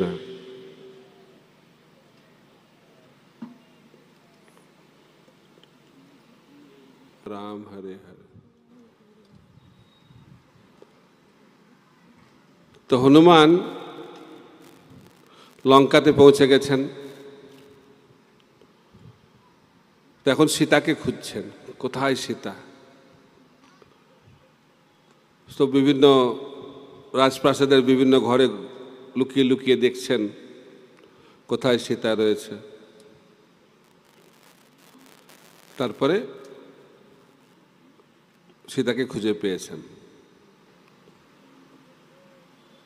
তো সীতা দেবী কোথায় থাকতেন আপনারা জানেন, লঙ্কাতে অশোক বনে। তো সেখানে তিনি থাকতেন, আর রাবণ প্রতিদিন এসে খুব উৎপাত করতেন, উৎপাত, ভয় দেখাতেন, বোঝাতেন। কিন্তু সীতাদেবী সবসময় রাবণকে সম্মান দিয়ে কথা বলতেন। তো একবার সীতাদেবী রাবণকে বলেছেন যে আপনি রামের সঙ্গে বন্ধুত্ব স্থাপন করুন, হাত ধরে বন্ধুত্ব স্থাপন করুন। সেইভাবে সীতাদেবী দেখাচ্ছেন প্রতিকূল পরিস্থিতির মধ্যেও কিভাবে আদর্শ আচরণ বজায় রাখতে হয়। এত নিম্ন স্তরের ব্যক্তি প্রচার যে করতে চায় তো তাকে প্রথমে বিচার অর্থাৎ শাস্ত্র জানতে হবে। শাস্ত্র সিদ্ধান্ত যিনি জানতে পারেন তিনি প্রচার করার প্রাথমিক যোগ্যতা অর্জন করেন। বিচার, বিচারের পরে আচার, আচার মানে যেটা আমি জানলাম সেটা জীবনে আচরণ করা। আর যখন আমরা আচরণ করব তখন আমরা প্রচার করতে পারব। যদি আমি আচরণ না করি, খালি বলি, তাহলে প্রচার হবে না। লেকচার দিয়ে প্রচার হয় না। কি দিয়ে প্রচার হয়? আচরণ দিয়ে প্রচার হয়। তো বলা হচ্ছে শুদ্ধতাই হচ্ছে বল। প্রভুপাদ বলতেন প্রচার হচ্ছে সার আর শুদ্ধতাই হচ্ছে বল। তো যারা শুদ্ধ তাদের আচরণটা অত্যন্ত উন্নত মানের হয়। শুদ্ধ ভক্তের আচরণ অত্যন্ত উন্নত মানের। প্রভুপাদ বলছেন যারা ভগবানের শুদ্ধ ভক্ত তাদেরকে যদি কেউ হত্যা করারও চেষ্টা করে সেই ভক্তের হৃদয়ে প্রতিশোধ স্পৃহা থাকে না, তাদের জন্য ভক্তরা প্রার্থনা করে। উদাহরণ হচ্ছে প্রহ্লাদ মহারাজ। প্রহ্লাদ মহারাজকে ওনার বাবা কত না প্রচেষ্টা করেছে তাকে হত্যা করার জন্য, কিন্তু যখন হিরণ্যকশিপুকে হত্যা করা হলো, নৃসিংহদেব ভগবান তাকে হত্যা করলেন, তখন প্রহ্লাদ মহারাজ তার বাবার হয়ে ক্ষমা চেয়ে নিচ্ছে। বলছে হে প্রভু, আমার বাবা তো আপনার চরণে অপরাধ করেছে, তো আপনি ওনাকে ক্ষমা করুন, ওনাকে উদ্ধার করুন। তখন নৃসিংহদেব ভগবান বললেন প্রহ্লাদ এটা তোমাকে বলতে হবে না, যে কুলে তোমার মতো মহাভাগবত জন্মগ্রহণ করেছে তো সেই কুলের কত পুরুষ? কত? 21 পুরুষ এদিক আর ওদিক সব উদ্ধার পেয়ে যাবে। তাই ভগবানের শুদ্ধ ভক্তরা এই জগৎকে উদ্ধার করে দিতে পারে। বাসুদেব দত্ত মহাপ্রভুকে বললেন আমার মনে একটা ইচ্ছা। কি ইচ্ছা?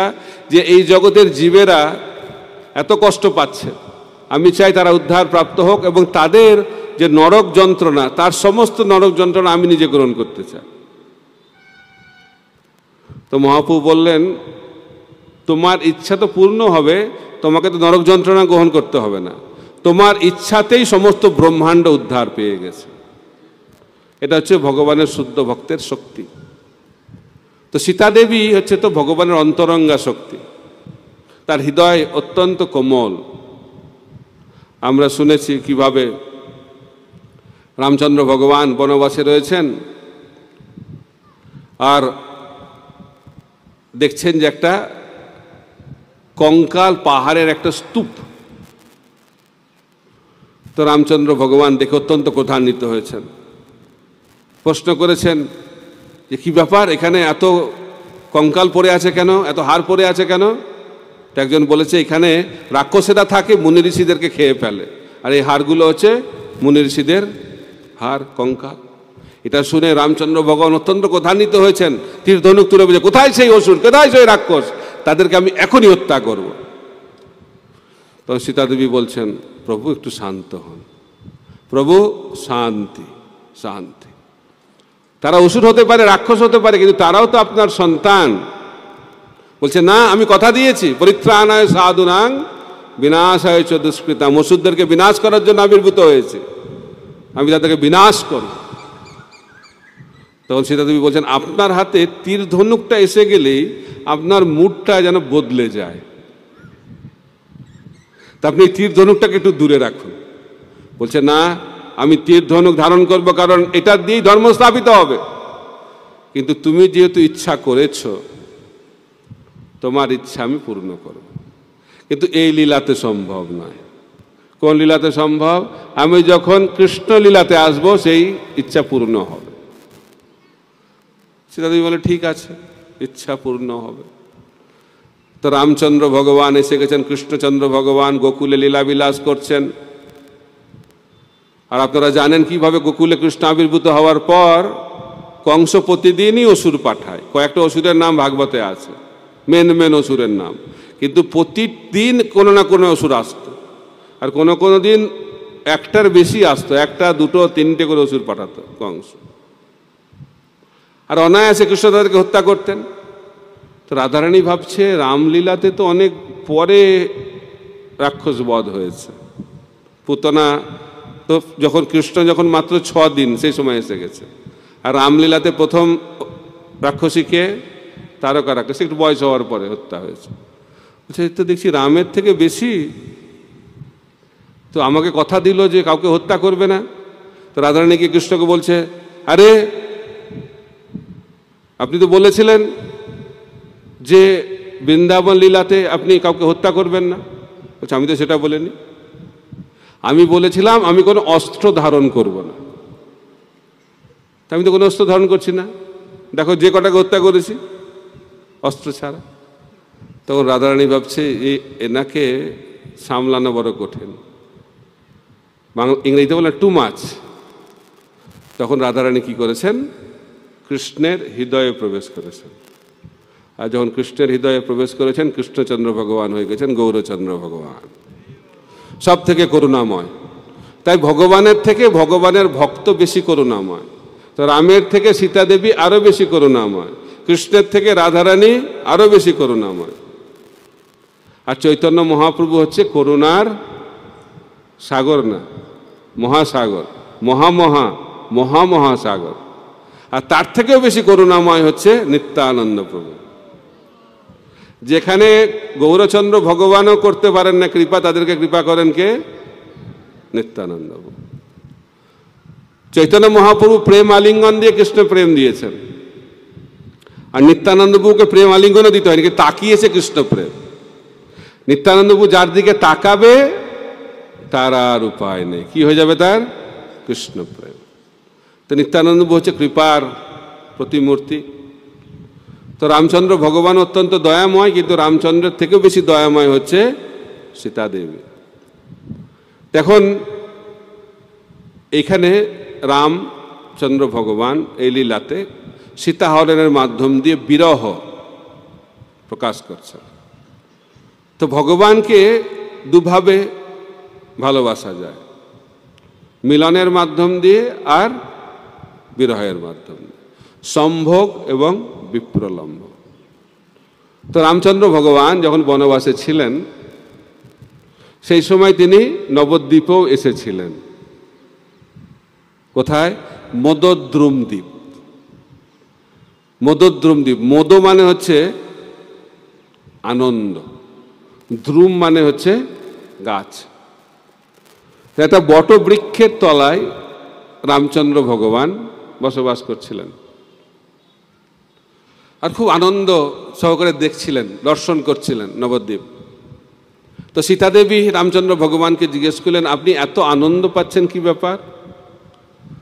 তো সীতাদেবীকে বলছেন, আমি কলিযুগে আবির্ভূত হব গৌরচন্দ্র রূপে, আর তুমি কিভাবে আবির্ভূত হবে? আমার পত্নী রূপে আবির্ভূত হবে। তার নাম কি হবে? বিষ্ণুপ্রিয়া। আর কৌশল্যা হবে শচীমাতা। আর আমি 24 বছর বয়সে সন্ন্যাস গ্রহণ করব, আর সন্ন্যাস গ্রহণ করে আমি বনে গমন করব। সীতাদেবী ভাবলেন, এটা আবার কিরকম ব্যাপার?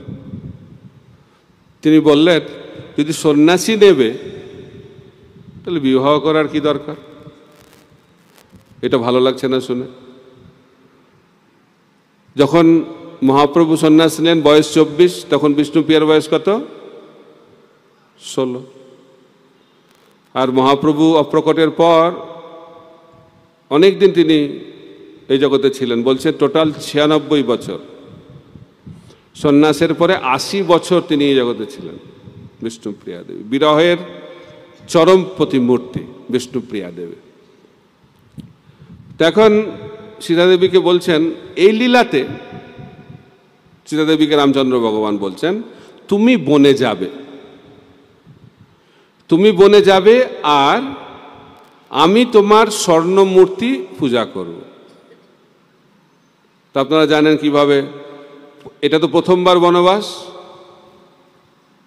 তারপরে দ্বিতীয়বার আবার একটা বনবাস হবে সীতাদেবীর।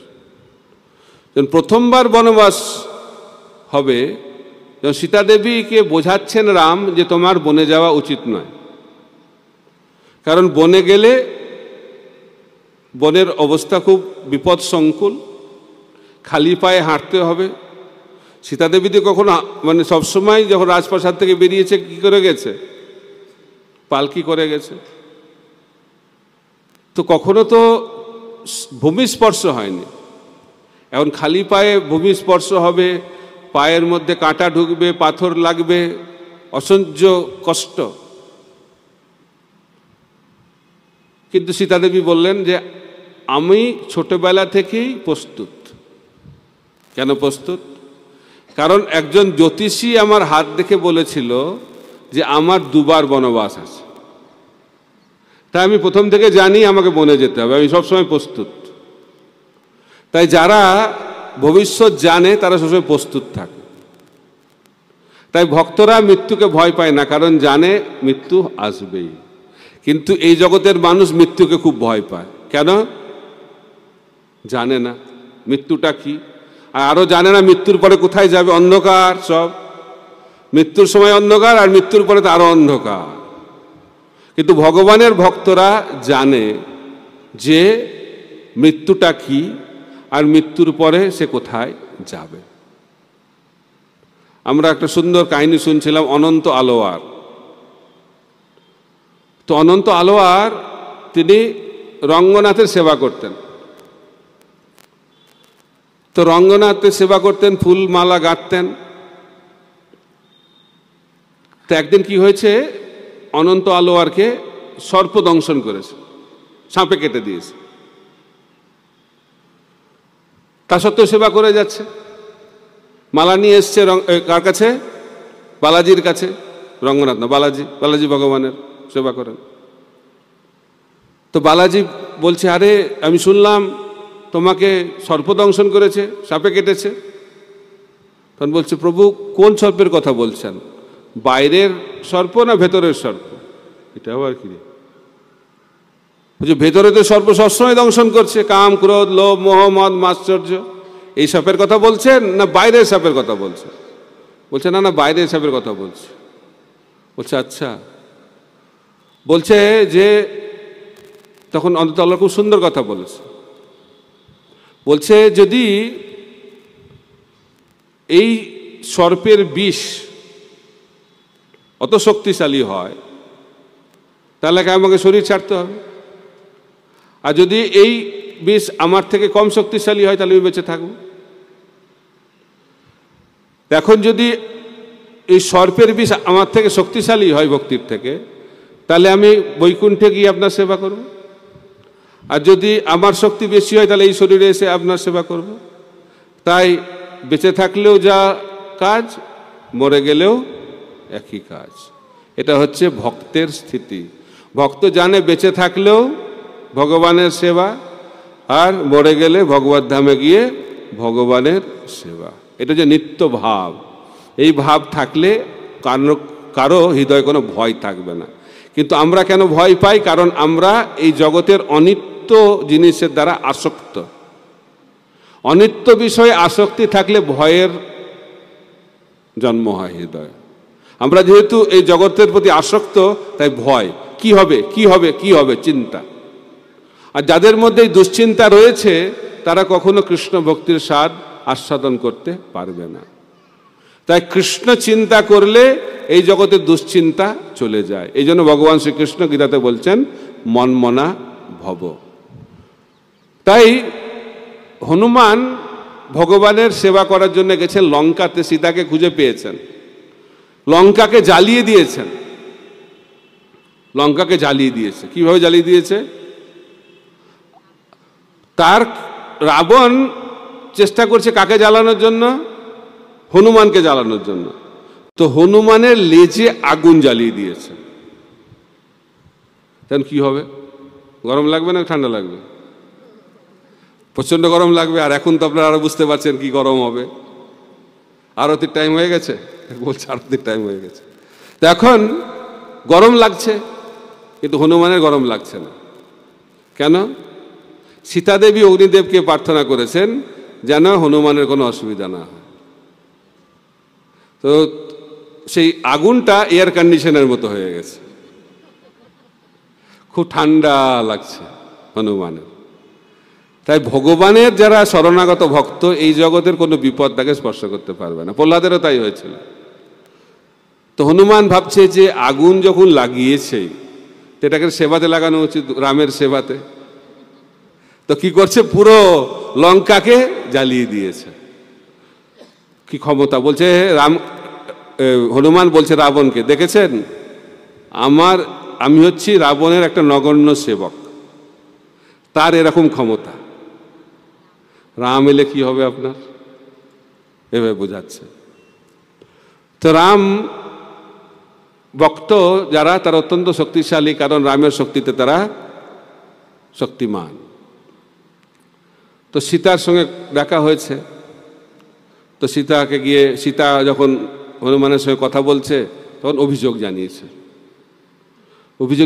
এখনো কেন রাম এলো না, এখনো কেন এলো না, এবার অভিযোগ জানিয়েছে।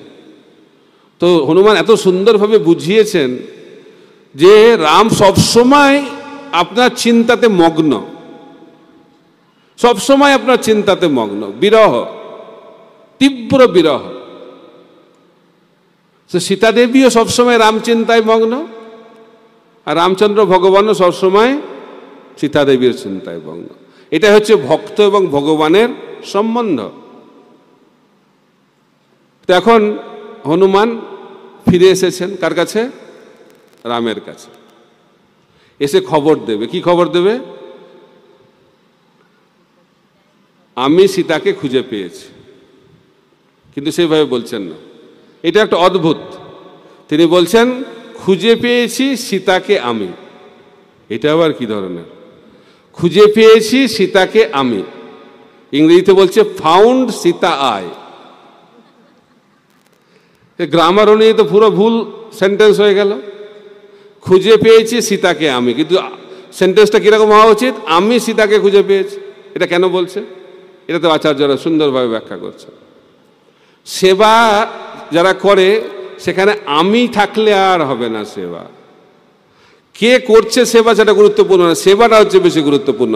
কিন্তু আমরা কি আগে কি বলতে, আমি করেছি, আমি, এই অহংকার ভাব থাকলে ভগবানের সঙ্গে সম্বন্ধ স্থাপন করা যাবে না। তাই সব থেকে কি গুরুত্বপূর্ণ? রামচন্দ্র অত্যন্ত উদ্বিগ্ন রয়েছেন যে সীতাকে খুঁজে পেয়েছে কিনা, প্রথমেই তার উদ্বেগটাকে দূর করার জন্য বলেছে খুঁজে পেয়েছি, তারপরে সঙ্গে সঙ্গে রামের উদ্বেগ চলে গেছে। তারপরে বলছে সীতাকে কে খুঁজে পেয়েছে ওটা তো গুরুত্বপূর্ণ নয়, আমি। কিন্তু আমাদের জীবনে কি প্রথমটা কে আসবে? আমি। দেখেছেন, কেউ করতে পারল না, আমি করে দেখালাম। এত বানর সেনা ছিল, কে করলো? আমি করেছি। কিন্তু হনুমানের মধ্যে সেই ভাব নাই, সেই জন্য তিনি হচ্ছেন মহান ভক্ত। আর রাম অত্যন্ত সন্তুষ্ট হয়ে গেছে। তাই আমাদেরকে জানতে হবে যে সেবাটা হচ্ছে গুরুত্বপূর্ণ, কে করছে সেবাটা সেটা গুরুত্বপূর্ণ নয়। তাই আমরা যদি ভগবানের প্রিয় হতে চাই তাহলে এই ভাব নিয়েই সেবা করা প্রয়োজন। তাই আমরা সবসময় চেষ্টা করব যে কৃতিত্ব না নেওয়ার। ছিল প্রভুপাদকে যখনই বলতো প্রভুপাদ আপনি এত কিছু করেছেন, প্রভুপাদ বলতেন আমি কিচ্ছু করিনি, যা কিছু হয়েছে কিভাবে হয়েছে? গুরুদেবের কৃপাতে এবং আমার শিষ্যদের কঠোর পরিশ্রমের ফল। তিনি কৃতিত্ব সবসময় গুরুদেবকে দিতেন এবং তার শিষ্যদেরকে দিতেন। এটাই হচ্ছে যথার্থ ভক্তের লক্ষণ। তাই আমাদের যদি যথার্থ শিষ্য হতে হয়, যথার্থ সেবক হতে হয়, তাহলে গুরুদেবের হৃদয়টাকে বুঝতে হবে। হনুমান গুরুদেবের হৃদয় অর্থাৎ তার প্রভুর হৃদয়, রামের হৃদয়কে বুঝতে পেরেছিলেন। আমি কিছুদিন আগে একটা সুন্দর কাহিনী ব্যাখ্যা করছিলাম, আপনাদের কাছে বলতে চাই। ছিল ভক্তি সিদ্ধান্ত সরস্বতী ঠাকুর প্রভুপাদ, তিনি ওনার গুরুদেবের একমাত্র শিষ্য। ছিল ভক্তি সিদ্ধান্ত সরস্বতী ঠাকুর প্রভুপাদের গুরুদেব হচ্ছেন গৌরকিশোর দাস বাবাজি মহারাজ, একমাত্র শিষ্য ছিল প্রভুপাদ ভক্তি সিদ্ধান্ত সরস্বতী ঠাকুর। ওনাকে 3টে নির্দেশ দিয়েছিলেন। প্রথম নির্দেশ, কোনো শিষ্য বানাবে না। 2 নম্বর নির্দেশ, কোনো জড়জাগতিক লোকেদের সঙ্গে মেলামেশা করবে না। 3 নম্বর, কলকাতা কখনো যাবে না। এবার কি রে বাবা! আর ছিল সরস্বতী ঠাকুর প্রভু বলছেন আমি আমার গুরুদেবের এই 3টে নির্দেশ যথার্থভাবে পালন করেছি। ভক্তরা বলছে সত্যি নাকি? আমরা জানি কিভাবে। ছিল সরস্বতী ঠাকুর প্রভুপাদের হাজার হাজার শিষ্য। ছিল সরস্বতী ঠাকুর প্রভুপাদ এই জগতের সমস্ত উচ্চবিত্ত মানুষদের সঙ্গে সবসময় মেলামেশা করতেন। আর ওনার প্রিচিং হেডকোয়ার্টার ছিল কলকাতা। তাহলে কি করে তিনি 3টে নির্দেশ পালন করলেন? তাই শব্দ দিয়ে নির্দেশকে বোঝা যাবে না, সেই নির্দেশের ভাবটাকে বুঝতে হবে। ঠিক যেভাবে আমরা কালকে আলোচনা করছিলাম যে লক্ষণ ছিল ভাবজ্ঞ, লক্ষণ জানতেন রাম কি চায়, ঠিক একইভাবে সরস্বতী ঠাকুর প্রভুপাদ জানতেন যে ওনার গুরুদেব গৌরকিশোর দাস বাবাজি কি চান। তাই তিনি বলছেন, সরস্বতী ঠাকুর প্রভুপাদ বলছেন আমি কোনো শিষ্য বানাইনি, আপনারা হচ্ছেন সব আমার গুরুদেবের প্রতিনিধি। তাই শিষ্যরা যখন প্রণাম করতে আসতেন তিনি বলতেন দাস অস্মিন, আমি আপনাদের দাস। শিষ্যদেরকে আপনি বলে কথা বলতেন। এটা হচ্ছে সরস্বতী ঠাকুর প্রভুপাদের স্থিতি। তাই তিনি কোনো শিষ্য বানাননি, সত্য। তিনি বলছেন আমি কোনো জড়জাগতিক লোকের সঙ্গ করিনি, কারণ সঙ্গ মানে তাদের কাছ থেকে কিছু নেওয়া। বলছে আমি কারো কাছ থেকে কিছু নিইনি, আমি সবাইকে কৃষ্ণ ভক্তি দিয়েছি। তাই সরস্বতী ঠাকুর প্রভুপাদ তার গুরুদেবের নির্দেশ পালন করেছেন। আর বলছে আমি কখনো কলকাতাতে যাইনি। কিরে বাবা, আমি সব সময় বাগবাজার গৌরীয় মঠে গিয়েছি, যেটি হচ্ছে বৈকুণ্ঠ। এইভাবে সরস্বতী ঠাকুর প্রভুপাদ দেখাচ্ছেন গুরুদেবের নির্দেশ কিভাবে পালন করতে হয়। ঠিকভাবে পালন করতে গেলে ভাবটাকে বুঝতে হবে। তাই হনুমান রামের হৃদয়ের ভাবটা জানেন এবং সেই ভাব অনুযায়ী তিনি সেবা করে থাকেন। আর টাইম হয়ে এলো নাকি? চলছে, প্রশ্নোত্তর হবে। তো হনুমান একটু বলে দিই কিভাবে সেতু বন্ধন হলো। সেতু বন্ধনটা না বললে রামায়ণ পূর্ণ হয় না। সেতু বন্ধন, তারপর রাম সীতার মিলন তো হবেই। অলরেডি তো খবর পেয়ে গেছে রাম যে সীতা কোথায় আছে, তো অলরেডি মিলন হয়ে গেছে। তো এখন যুদ্ধে যাবে, তো কি করে পার হবে? এখন তো প্লেনে করে চলে যাবে, ওরা তো প্লেন ছিল না। হাজার হাজার লক্ষ লক্ষ বানর সেনা কিভাবে যাবে? তো রামচন্দ্র ভগবান তো অত্যন্ত ক্রোধান্বিত হয়েছেন এবং সমুদ্রকে তীরবিদ্ধ করে বলছে পুরো সমুদ্রকে শুকিয়ে দেব। তখন সমুদ্রদেবী বলছে না না, এটা করলে ভালো হবে না, তা আপনি সেতু বন্ধন করুন। সেতু বন্ধন, তো পাথর দিয়ে সেতু হবে, পিলার তো তোলা যাবে না, তো টাইম নাই। তো পাথর নিয়ে এসেছে ভক্তরা, হনুমান থেকে শুরু করে সবাই পাথর ফেলছে, আর পাথরগুলো ভাসছে। সেই পাথর দেখেছেন, এখনো আছে রামেশ্বরমে, যদি যাবেন দেখতে পাবেন। পাথর জলে ভাসছে। পাথর জলে ভাসে নাকি? পাথর কোথায় যায়? জলে ডুবে যায়। তো প্রভুপাদ বলছেন যখন ভগবান কার্য করে, এই জগতের যে মধ্যাকর্ষণ শক্তি আর কাজ করে না। বোঝা যাচ্ছে? তাই ভগবান এই সমস্ত নিয়মের অতীত, এর ভগবান হচ্ছেন ত্রিগুণাতীত। তাই ভগবানের লীলা হচ্ছে ত্রিগুণাতীত। জন্ম কর্ম চমে দিব্যম। তো একদিন কি হয়েছে, হনুমান দেখছে যে রাম ভাবছে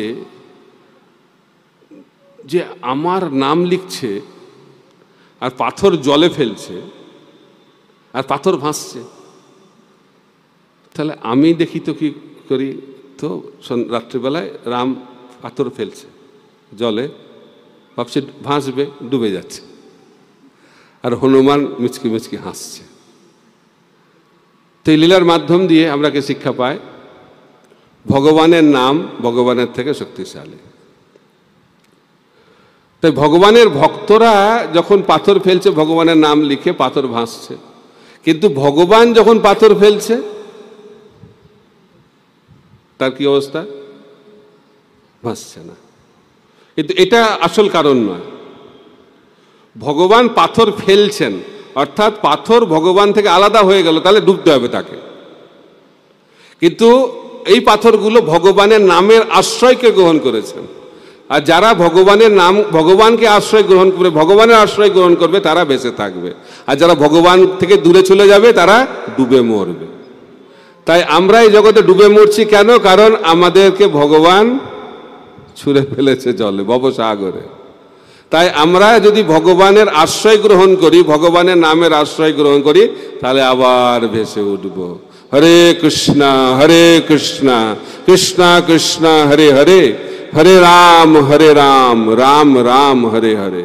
তাই ভগবানের ভক্তরা হচ্ছে ভগবানের থেকেও বেশি দয়ালু, এবং কিছু কিছু ক্ষেত্রে দেখা যাচ্ছে ভগবানের থেকেও বেশি শক্তি প্রকাশ করছে। এখন ভগবানের নাম হচ্ছে ভগবানের থেকেও শ্রেষ্ঠ, এটাই শাস্ত্র সিদ্ধান্ত।